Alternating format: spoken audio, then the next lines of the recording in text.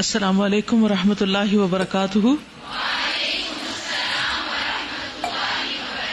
کیا حال ہے آپ سب کا؟ الحمد للہ. نحمده ونصلی علی رسولہ الکریم. اما بعد فاعوذ باللہ من الشیطان الرجیم. بسم اللہ الرحمن الرحیم. رب اشرح لی صدری ویسر لی امری واحلل عقدۃ من لسانی یفقہوا قولی. تو آپ لوگوں نے پچھلے پارے کے الاسماء الحسنی کو دیکھا؟ کون سی نئی صفت نظر آئی جو پہلے پاروں میں نہیں تھی؟ الرقیب. شاباش، گڈ. کیا معنی ہے الرقیب کا؟ نگرانی کرنے والا، نگران. یعنی ہم کہیں پر بھی ہوں، لوگوں کے بیچ میں ہوں یا اکیلے ہوں، اللہ سبحانہ وتعالی ہماری نگرانی کر رہا ہے، دیکھ رہا ہے کہ ہم کوئی کام کیسے کرتے ہیں. ٹھیک ہے. دعا کس کس نے مانگی؟ اللہم انی اسألک علما نافعا. سب نے مانگی.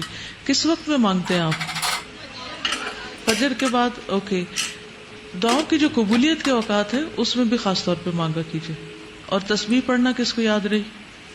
چلیے پھر ایک دفعہ دوہرا لیجئے.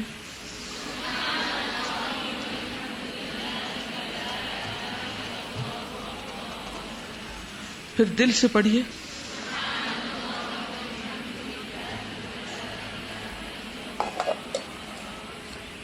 کوئی اپنا ایکسپیرینس بتانا چاہے گا؟ ہم نے ایک بات یہ بھی کی تھی کہ جو ہم پڑھیں گے دوسروں سے شیئر بھی کریں گے. تو آپ میں سے کسی نے گھر جا کر کسی سے یا کسی بھی طریقے سے اپنی کوئی بات دوسروں سے شیئر کی؟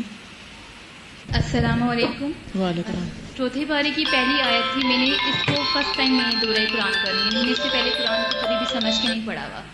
تو اس میں جو یہ ذکر ہے کہ تم ہرگز نیکی کو نہیں پا سکو گے جب تک تم اپنی محبوب چیز میری راہ میں نہ دو. تو میں نے جسٹ نیت کی اس چیز کی کہ ہمیں پتا ہے کہ بینگ اے وومن ہمارے پاس جو سب سے امپورٹنٹ چیز ہوتی ہے وہ گولڈ ہوتا ہے.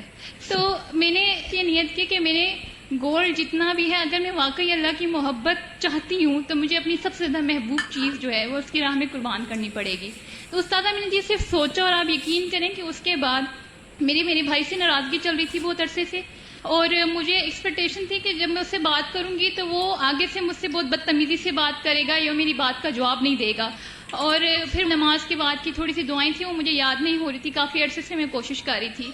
اور اس کے بعد ایک دو فرینڈس ہیں جو کہ میرا یہاں پہ آنا اچھا نہیں سمجھ رہی تھیں، تو میں نے صرف نیت کی کہ میں اس کی راہ میں دوں گی. اور آپ یقین کریں کہ اس کے بعد استادہ میں نے اپنے بھائی سے بات کی تو اس نے اتنے اچھے طریقے سے مجھ سے بات کی. اور میں نے اپنی فرینڈس کو جب دعوت دی دورہ قرآن کی تو انہوں نے اتنے اچھے طریقے سے اس کو ایکسیپٹ کیا. تو جب میں نے کچھ نیت کی تو وہ ساری نیکیاں، وہ سارے کام جو میں بہت عرصے سے نہیں کر پا رہی تھی، اور وہ سارے کے سارے مجھ سے ہو گئے، اور مجھے یقین نہیں آ رہا تھا. اور پھر میں نے اپنا گولڈ سارا جب ڈسٹریبیوٹ کر دیا، میں نے اس کو ایک دفعہ بھی نہیں پہنا ہوا تھا، اور میں نے وہ سارا کے سارا ڈسٹریبیوٹ کیا، تو میرے دل میں اتنی سیٹسفیکشن، یعنی کہ میری وہ الماری میں پڑا ہوتا تھا تو مجھے ڈر لگا رہتا تھا کہ میں اکثر اپنی الماری کو لاک کیے بغیر نہیں چھوڑتی تھی، اور ہر وقت اس کے بارے میں فکر مند رہتی تھی. اور ایک اندر سے ایک تھوڑا سا نا فخر بھی تھا کہ آپ کے پاس گولڈ ہے اور میں نے خود اپنی کمائی سے ارن کیا ہوا ہے. تو میں نے آج دیا تو میرا دل بہت مطمئن ہے. اللہ تعالیٰ اس کا کئی گنا زیادہ آپ کو دنیا اور آخرت میں لوٹائے. ٹھیک ہے، آگے چلتے ہیں.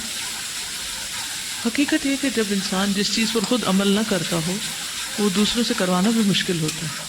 اگر آپ اللہ تعالیٰ کے احکامات کو ٹال رہے ہیں تو آپ کسی سے کیا تقاضا کر سکتے ہیں، کیا مطالبہ کر سکتے ہیں کہ وہ اللہ کی بات مانے. اکٹھے مل کر پڑھنے کی بات ہم نے کل بھی کی تھی. آج پھر ایک حدیث دہراؤں گی آپ کے سامنے. عن ابی ہریرہ رضی اللہ عنہ قال قال رسول اللہ صلی اللہ علیہ وسلم وما اجتمع قوم فی بیت من بیوت اللہ یتلون کتاب اللہ ویتدارسونہ بینہم الا نزلت علیہم السکینۃ وغشیتہم الرحمۃ وحفتہم الملائکۃ وذکرہم اللہ فی من عندہ ومن بطأ بہ عملہ لم یسرع بہ نسبہ. اخرجہ مسلم. ابو ہریرہ رضی اللہ عنہ سے روایت ہے کہ رسول اللہ صلی اللہ علیہ وسلم نے فرمایا وَمَا اجْتَمَعَ قَوْمٌ فِي بَيْتٍ مِّن بُيُوتِ اللَّهِ، اور نہیں جمع ہوتی کوئی قوم، کوئی گروہ اللہ کے گھروں میں سے کسی گھر میں، یتلون کتاب اللہ، وہ اللہ کی کتاب کی تلاوت کرتے ہیں، یعنی اکٹھے بیٹھ کر اللہ کی کتاب پڑھتے ہیں. وَيَتَدَارَسُونَهُ بَيْنَهُمْ، اور آپس میں ایک دوسرے کو سیکھتے سکھاتے ہیں. اللہ مگر یہ کہ نزلت علیہم السکینہ، ان پر سکینت اترتی ہے، سکون اترتا ہے. وغشیتہم الرحمہ، رحمت ان کو ڈھانپ لیتی ہے. وحفتہم الملائکہ، اور ملائکہ ان کو گھیر لیتے ہیں. وذکرہم اللہ فی من عندہ، اور اللہ تعالیٰ ان کا ذکر ان کے پاس کرتے ہیں جو اس کے پاس ہے، یعنی فرشتوں کے پاس.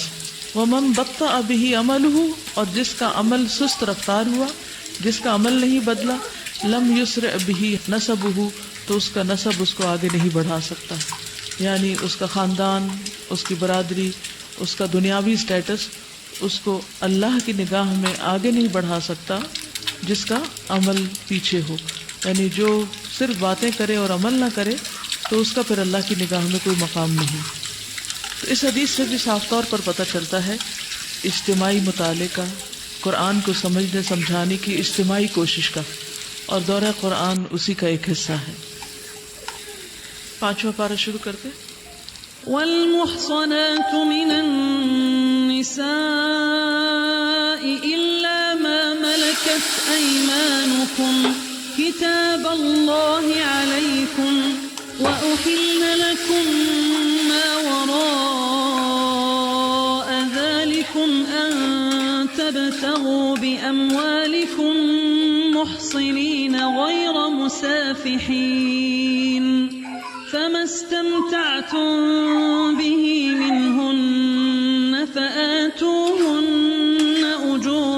أجورهن فريضة ولا جناح عليكم فيما تراضيتم به من بعد الفريضة إن الله كان عليما حكيما. اور وہ عورتیں بھی تم پر حرام ہیں جو کسی دوسرے کے نکاح میں ہوں، محسنات، البتہ ایسی عورتیں اس سے مستثنا ہیں جو جنگ میں تمہارے ہاتھ آئیں. یہ اللہ کا قانون ہے جس کی پابندی تم پر لازم کر دی گئی ہے. ان کے سوا جتنی عورتیں ہیں انہیں اپنے اموال کے ذریعے سے حاصل کرنا تمہارے لیے حلال کر دیا گیا ہے، بشرطے کہ حصار نکاح میں ان کو محفوظ کرو، نہ یہ کہ آزاد شہوت رانی کرنے لگو. پھر جو ازدواجی زندگی کا لطف تم ان سے اٹھاؤ اس کے بدلے ان کے مہر بطور فرض کے ادا کرو. البتہ مہر کی قرارداد ہو جانے کے بعد آپس کی رضامندی سے